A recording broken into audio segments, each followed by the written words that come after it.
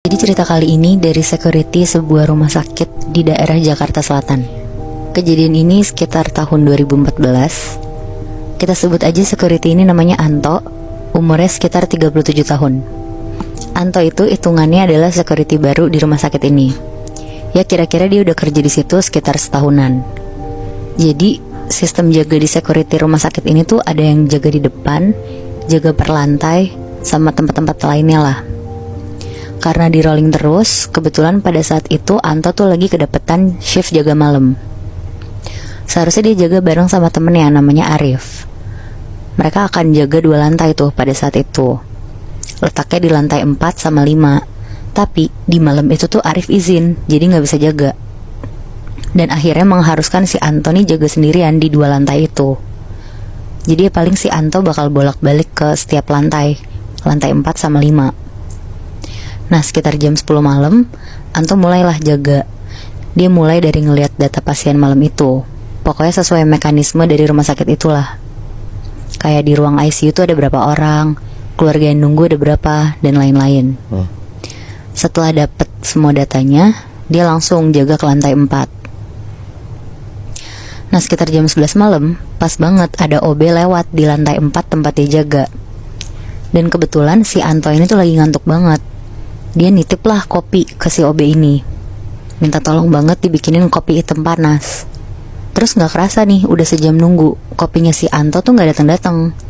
Si Anto mulai gelisah lah karena ngantuk banget kan dia. Dan itu udah jam 12 malam posisinya. Dia mau turun ke bawah juga gak enak karena gak ada Arif yang bisa gantiin dia jaga sebentar kan. Akhirnya Anto jalan-jalan lah di lorong. Niatnya biar ngilangin ngantuk juga.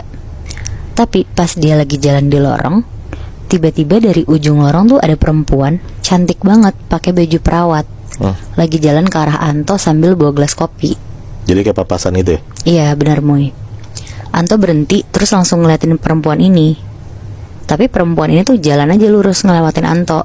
Terus naruh kopinya di atas meja Anto. Terus bilang, "Kopinya mas." Anto tuh di situ benar-benar cuma bisa diem aja kayak matung gitu loh. Saking dia tuh sebenarnya nggak tahu kalau ada perawat secantik itu. Dia lebih ketakjub gitu Moy Bi. Karena penasaran banget, Anto tuh sampai nungguin OB yang tadi lewat ke lantai 4. Ya karena logikanya kan pasti dititipin kan sama OB ini ke perawat cantik itu. Sampai akhirnya kira-kira jam 2 pagi, OB-nya tuh baru muncul bawa kopi. Terus bilang ke Anto, "Mas maaf ya lama, tadi saya bersihin ruangan yang ketumpahan kopi dulu." Terus Anto kan bingung ya, nanyalah dia, "Lah ini tadi ada perawat cakep banget ngasih kopi panas. Udah habis nih kopinya, lihat aja." Terus ditanya lagi sama Anto, "Ada perawat baru ya?" Ngedengar itu OB-nya tuh bingung banget. Dia cuma bisa jawab, "Gak tahu sih ya mas, saya gak nitip siapa-siapa kok buat bikinin kopi si emas." Pas lagi ngobrol begitu, tiba-tiba obrolan tuh keputus karena ada telepon masuk. Katanya tuh ada pasien meninggal di jam 2 malam di lantai 5. Berarti itu tuh lantai atas tempat yang harusnya dijaga Anto juga kan. Akhirnya langsung siap-siap lah sesuai protokol rumah sakit, yang mengharuskan jenazah itu tuh kalau mau dibawa ke lantai bawah harus didampingin sama security yang jaga. Sebelum naik ke atas, ke lantai 5, Anto ke toilet dulu buat buang air kecil sama cuci muka. Karena kan dia emang tadi tuh ngantuk banget. Nah terus karena Anto jaga di lantai 4 dan jenazahnya di lantai 5, akhirnya dia naiklah ke lantai 5 pakai lift. Pas pintu liftnya kebuka, itu tuh udah ada kereta jenazahnya gitu di depan lift Moy Bi. Tapi pas Anto ngeliat kanan kiri tuh nggak ada siapa-siapa. Dia mau nanya ke perawat juga posisinya di situ tuh nggak ada perawat. Jadi cuman kerandanya doang gitu? Kerandanya doang Moy. Tapi ada mayatnya? Ada. Wow. Akhirnya Anto ngedorong kereta itu untuk masuk ke lift. Dia mencet tombol liftnya. Begitu pintu liftnya kebuka, dia langsung masuklah sambil dorong kereta jenazah ini. Walaupun sebenarnya dalam hati Anto tuh juga bingung, kayak petugas yang lain kemana ya? Soalnya biasanya kan selalu ada yang dampingin dia kan.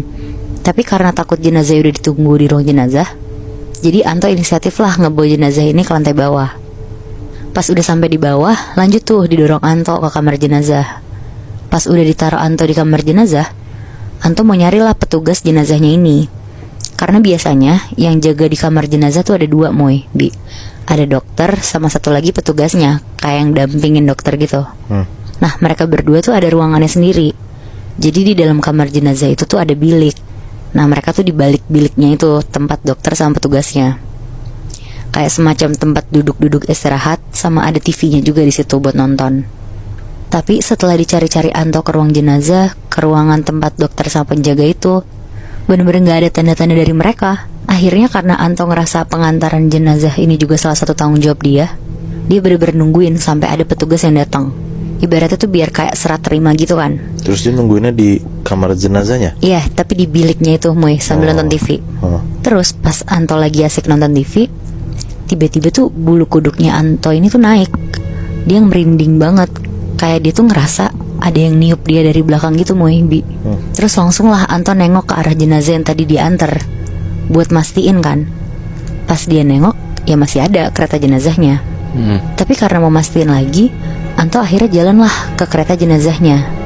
Ya karena sebenarnya Anto juga gak takut. Jadi dia sambil nelfon petugas yang jaga di lantai 5. Dia tuh mau mastiin kemana sih orang-orang yang di ruang jenazah.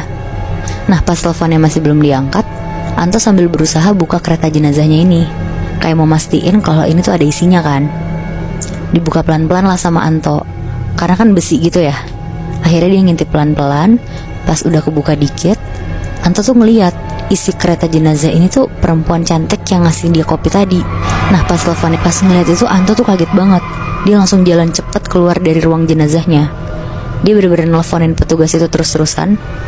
Dan begitu diangkat, kata petugas lantai 5 itu, dia tuh bahkan gak tahu kalau ada jenazah, dan mau dicek dulu lah sama si petugas ini yang di lantai 5. Habis itu Anto ngomong kalau jenazah ini tuh udah dibawa turun sama dia, udah ada di ruang jenazah. Sambil dia nelfon, sambil ngeliat lah ke arah ruang jenazah, buat mastiin kalau kereta jenazah ini tuh masih ada kan. Dan ternyata masih ada, bener. Karena makin lama Anto tuh ngerasa kayak dia tuh makin merinding gitu loh, karena udah ngeliat kalau sosok perempuan ini tuh yang dilihat tadi kan. Iya benar. Akhirnya sekitar 10 menit Anto nunggu di depan. Gak lama datanglah petugas kamar jenazah ini. Ditanya langsung sama petugasnya, Mas Anto ada apa? Nyari cemilan? Terus dijawab sama Anto, lah kok nyari cemilan? Ini saya gak habis nganter jenazah. Si petugasnya ini tuh kaget, terus bilang, lah jenazah yang mana? Terus Anto tuh langsung jawab, yang lantai 5. Petugasnya ini tuh bener-bener bingung banget di situ. Terus dia tuh bilang, lantai 5-nya yang mana? Nah terus pas Anto nengok ke belakang buat nunjukin kereta jenazahnya itu, ternyata itu kereta jenazah tuh udah gak ada.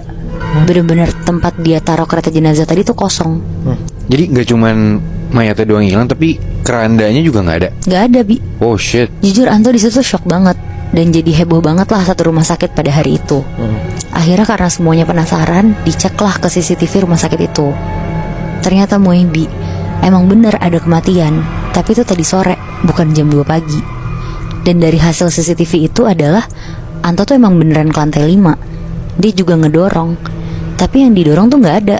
Sampai dia ke lantai bawah menuju ruang jenazah, juga postur tangan dan tubuhnya dia tuh kayak ngebawa kereta jenazah. Fuck. Jadi kayak di CCTV itu kelihatannya seakan-akan Pak Anto ini ngedorong keranda mayat, tapi ya kayak main-main doang gitu. Iya bener. Wah anjrit. Dan semenjak hari itu Bi, Anto tuh jadi trauma banget. Dan langsung ada lah peraturan di rumah sakit itu, kalau bawa jenazah harus ada persetujuan, dan yang bawa turun tuh harus petugasnya. Tapi pas pengambilan jenazah, ya tetap harus didampingin security. Anjing, bener-bener banyak banget ya cerita-cerita dari penjaga dalam rumah sakit tuh yang pasti ada aja gitu loh. Kejadian-kejadiannya kayak gue mikir, misalnya lu Bi, sekolah tuh emang tempatnya rame kan, dan emang ada cerita mistisnya, ada cerita horornya kan. Gue ada cerita tentang komplek pun juga